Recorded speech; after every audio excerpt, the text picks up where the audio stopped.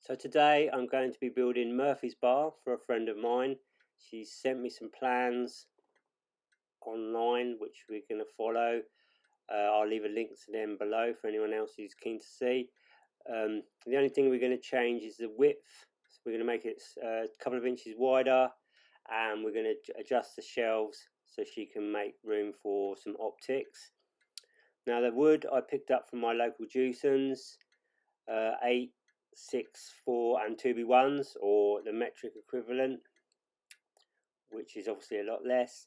And all the furniture I picked up from Screwfix, which was some L brackets to hang it to the wall, a sash clasp to keep it all closed, a little cabinet clamp to keep the legs in place, and some T-hinges. Again, I'll leave links to everything I bought for this project in this description below.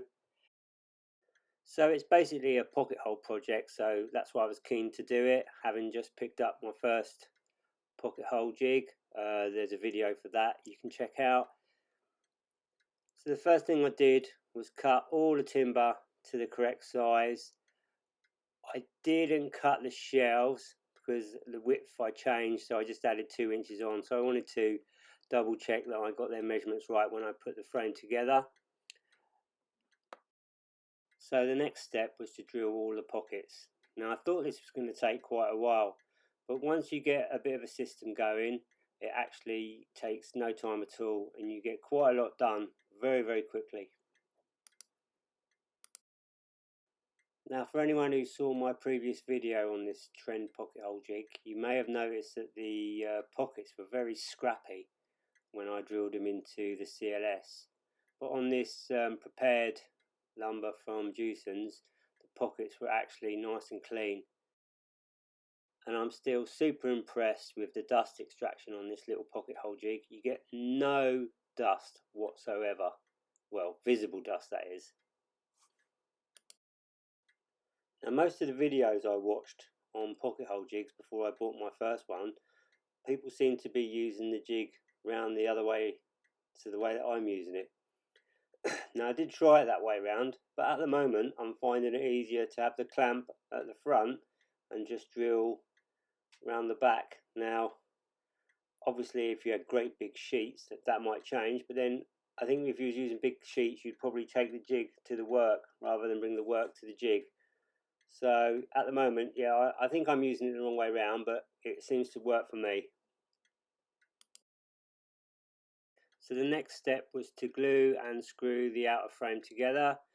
I clamped a couple of blocks down just to keep everything from sliding around. So I then measured the center of the outer frame, and using the 6B1 divider that's going to go down the center, push that hard against one side so I could measure the exact size for the 2 shelves. Then I could use the 2 shelves to help center the dividing rail, so I could glue and screw that in exactly the right position.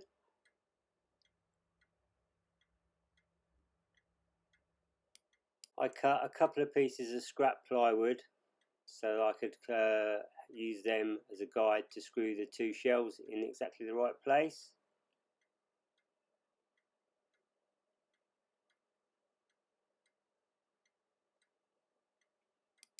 So that was the outer frame and shelves all done. Time to make the tabletop, and this is where things don't go quite as well as I would have hoped.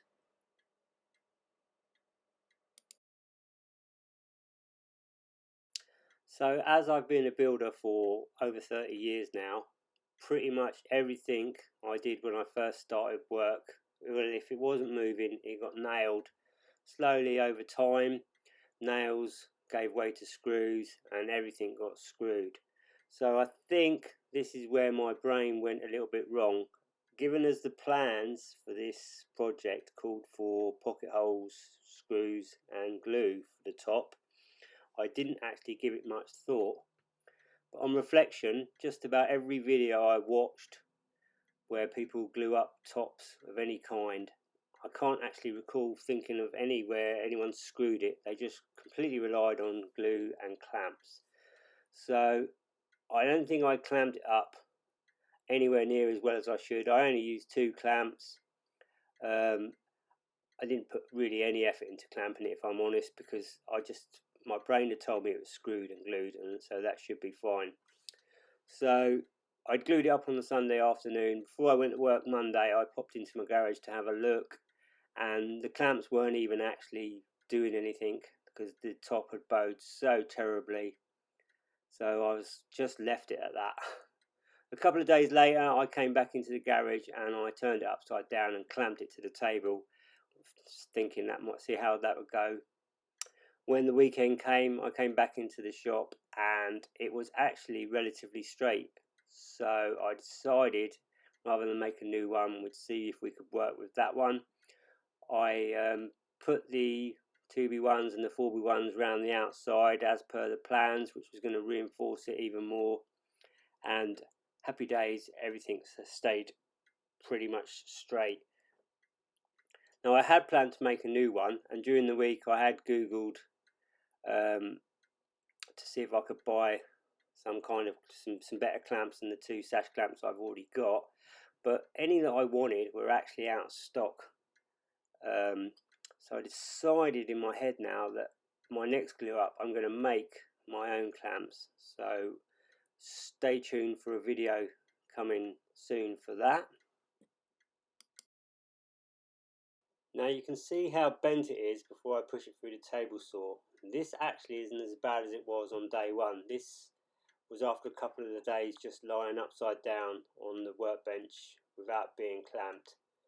So this is when I decided that I would cut it to size and clamp it down the wrong way and leave that for a few more days just to see if it would be usable or whether I was going to need to throw it away. And the reason I cut it now before I clamped it down, from past experience with kiln dry and timber, especially skirting boards is where I've had the problems before. If I've cut any wood and not fitted it straight away, left it and fitted it the next day, it will twist and bend overnight. So I decided to do any of the cutting now, clamp it down and then reinforce it with the 4 and 2B1 on the back as per the plans. So the following weekend I've come into the garage and to my surprise it's perfectly flat, so I didn't have to bin it off and make a new one, so happy days there. So I get my plane out and just plane the top and bottom to the exact height for the outer case, almost like hanging a door really, because I had to give it a little bit of extra. Then it was time to glue up the back supports of 4B1 and 2B1s. Now on the instructions it just shows you gluing and pinning these, but obviously given that the shelf, I don't want it to warp back, I decided to glue and screw the living daylights out of it. Now my friend is going to paint this I think a grey or a green, so with some kind of yacht varnish or weather shield system. So it's not a problem having all these screw holes in it because they can be 2-part filled and rubbed down, so you'll never notice them in there. Also, putting all these extra screws in with the supports pulled the tabletop even straighter, so I think I got away with that one. Mostly luck I think, but I'll take that. So the next step was to glue and screw the leg support, I don't know if you can call them legs, but the support that holds the tabletop up. So straightforward enough, glue and screw that together, no dramas there. So then I marked and attached the hinges, so the legs or leg support were attached to the tabletop. Quite straightforward there. So then I decided to pop a little half round on the top of the table. This is the first time I've actually had my dust extractor shop vac attached to my palm router. So it's quite a new experience for me. This, most of the time my shop vac is just attached to my miter saw at work, so it doesn't really sort of interfere with how the tool works. So this will take a bit of getting used to, and also not having any mess everywhere is quite nice. Now off camera I took the main frame outside and I sanded that all down with my random orbit sander, going through the usual processes with the grits. Now this next part isn't actually on the plan, but I cut some of the 2B1 up and glued and pinned them onto the back, so there was somewhere for the optics to get screwed to.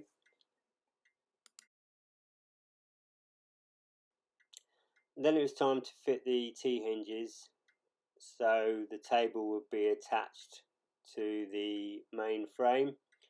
Now, keen-eyed amongst you would have noticed there was just some 2-inch T-hinges that I bought. Now I've changed these for some medium duty, I think they're 8-inch long ones.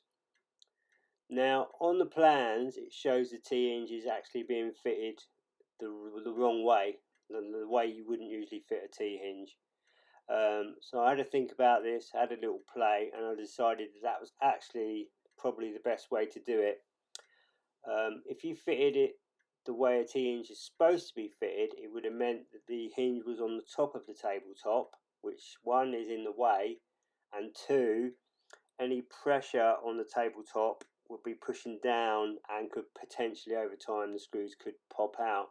Whereas if they're underneath, then that's very unlikely to happen. So the hinges aren't fitted in the way that they really should be, but I think it is best for this situation. Now I couldn't find my hinge drill bit, so this is an old one where the spring's a bit knackered, so I had to keep pulling it out every time I did a little hole, which was a bit of a pain.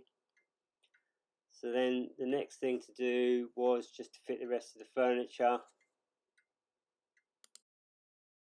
I fitted a little cabinet catch just on the legs, so stop them swinging out when the bar is attached to the wall. That's straightforward enough, just one screw.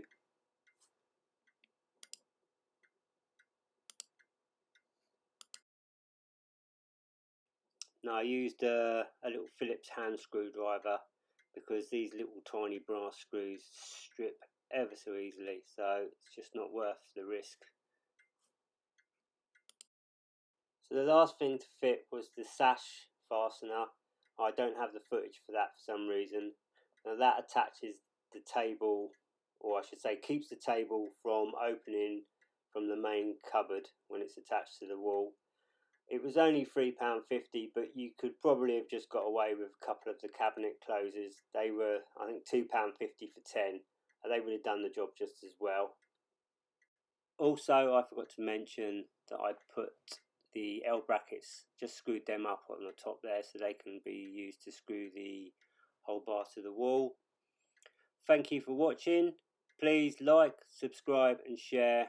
Really would appreciate that. As I said, a link to the website for the plans to this will be below, as will all the materials that I've used in this project.